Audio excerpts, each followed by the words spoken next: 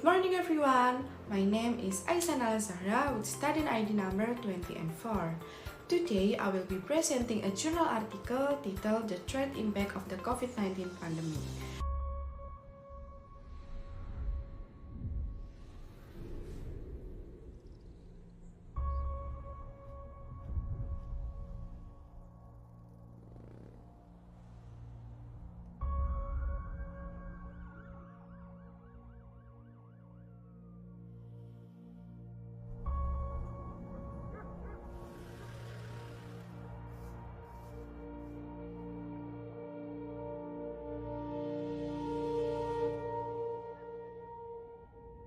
Written by Sui Peng Liao, Emmanuel Ornelas, and Huimin Shi, published in the World Economy in 2022.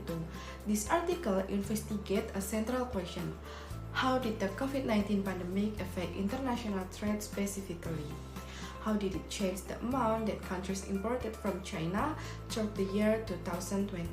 Before I dive into the findings, let me briefly explain what international trade means so we all share the same starting point.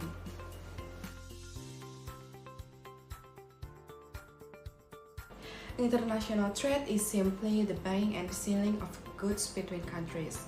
When Indonesia imports smartphones, clothing, electronic or medical equipment from China, that is international trade.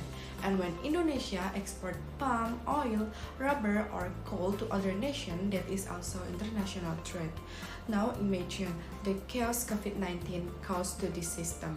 Factories shut down, workers stayed home, transportation networks were disrupted, governments around the world imposed lockdowns, closing school, office, malls, and restricting travel. This disruption naturally raised an important economic question. Did countries import more or less from China during the pandemic, and why?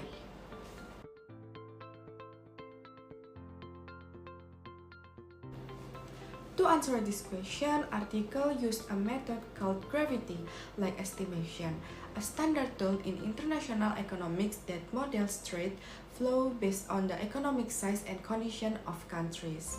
They analyze monthly export data from China covering 242 destinations and over 4,600 products.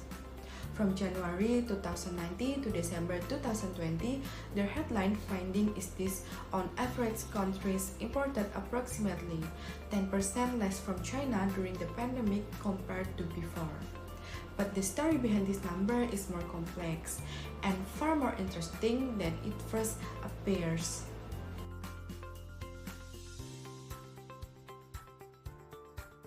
The researchers explained that two major forces were operating at the same time, and they were pulling in opposite directions. Process 1, the demand effect. When the pandemic hit, millions of people lost their jobs or became worried about the future. As a result, they reduced spending. People stopped buying television, furniture, and other non-essential goods. Business canceled investment plans because overall demand fell. Countries imported fewer products from China. Process 2, the supply effect. At the same time, domestic production inside many countries declined. Factories closed, workers stay home. When a country can no longer produce enough goods locally, it normally turns to imports to fill the gap. This forces would push imports from China upward. So we had two forces at work: falling demand pulling imports down and falling domestic supply pushing imports up. Which forces won? The researchers found that the negative demand effect was stronger. That is why on average imports from China fell by about 10%. But this average hides very important difference across countries and product types, which I will discuss shortly.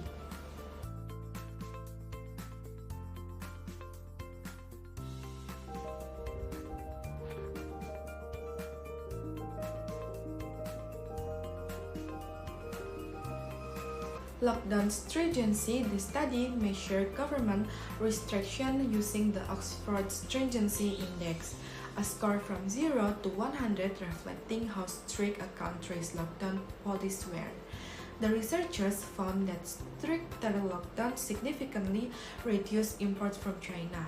For example, a country that moved from zero restriction to the maximum lockdown level in the sample would experience a reduction of about 70.6% in imports from China.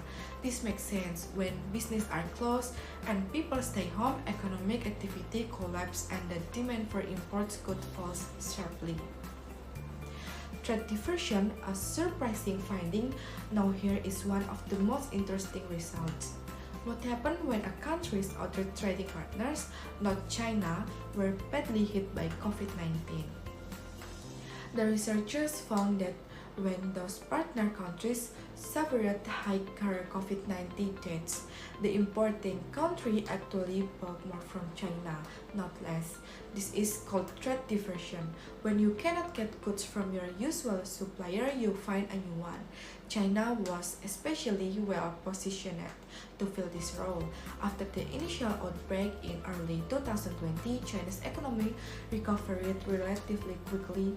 Its factories reopened and it was able to continue exporting while many other countries were still struggling.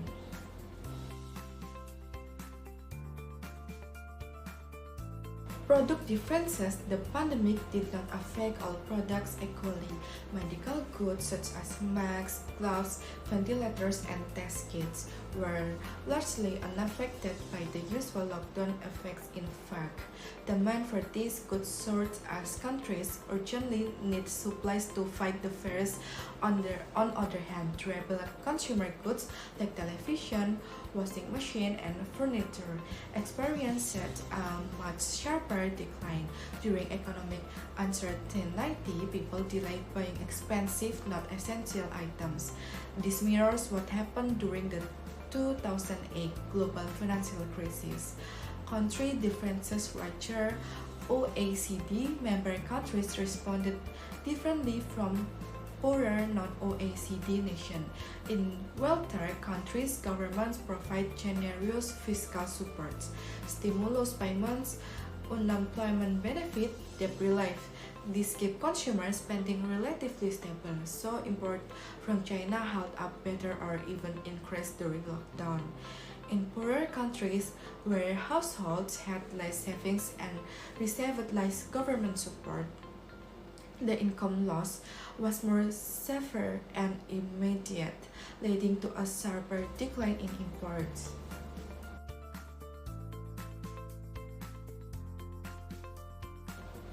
One final hopeful finding from this research is that trade was not simply destroyed by COVID-19. The researchers observed bad dependence effect. Countries that imported significantly less in 1 month due to severe lockdowns or high death rates often increased their imports in subsequent months once conditions improved. In other words, much of the lost trade was postponed, delayed rather than permanently cancelled. This helps explain why the overall drop in world trade in 2020, while significant at 7.4%, was smaller than many economies had initially feared at the onset of the pandemic.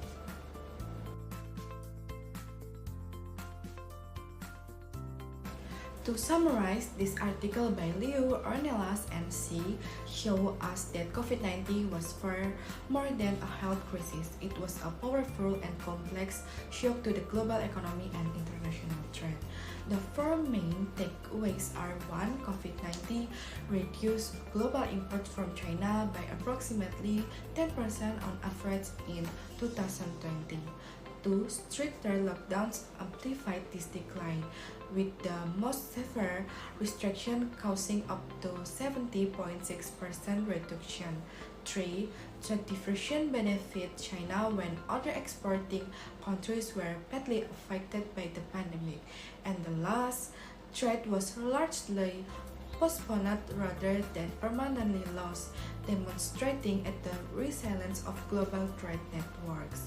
That is all for my presentation today. Thank you very much for your attention and I hope this was insightful. Have a great day. Bye bye guys.